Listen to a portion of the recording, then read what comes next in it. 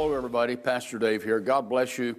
We're still reading in the book of Proverbs, and today we're on chapter 10, and we're reading out of the New Living Translation. And verse 1 says, "A wise child brings joy to a father. Foolish child brings grief to a mother. And tainted wealth, or the treasures of the wicked, profit nothing."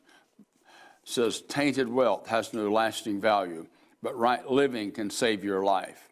There's usually two different things in a verse in the book of Proverbs. So we're just going to read through and look, and we'll comment at certain places in here. "The Lord will not let the godly go hungry, but he refuses to satisfy the craving of the wicked. Lazy people are soon poor. Hard workers get rich."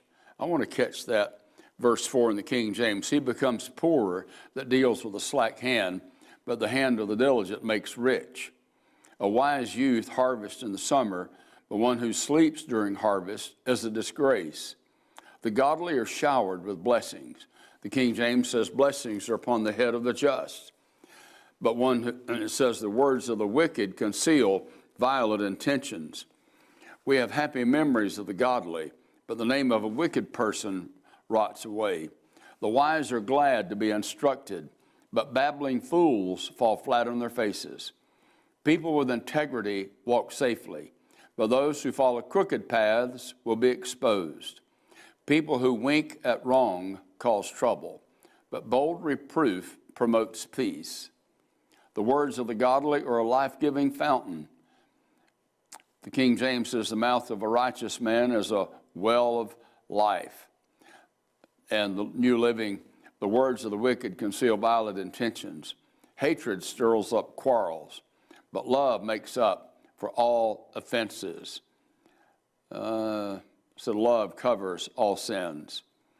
"Wise words come from the lips of people with understanding, but those lacking sense will be beaten with a rod." Wow. That should make a lot of people nervous in 2025. Those lacking sense will be beaten with a rod. "Wise people treasure knowledge, but the babbling of a fool invites disaster. The wealth of the rich is their fortress, and the poverty of the poor is their destruction. The earnings of the godly enhance their lives, but evil people squander their money on sin. People who accept discipline are on the pathway to life, but those who ignore correction will go astray. Hatred or hiding hatred makes you a liar, and slandering others makes you a fool. Too much talk leads to sin." I have learned this in verse 19. And the King James says, "The multitude of words, there's no wanting or no shortage of sin." When someone is demon-possessed, their mouth never shuts up. And it's like the demon wants to keep talking out of that person to keep someone from giving them godly instruction or godly wisdom, or even offering a prayer to help them be delivered from demonic oppression. Demons don't like to shut up. They aren't quiet. They'll get a person and just keep talking. So that's one of the signs. If you're talking with someone, and we're talking church, we're talking Christians, trying to witness to somebody. If a person won't shut up, they're possessed. And so I know a lot of people like that. Bingo. So I'm going to stay with that. So we'll talk to you again tomorrow. God bless. Have a good day.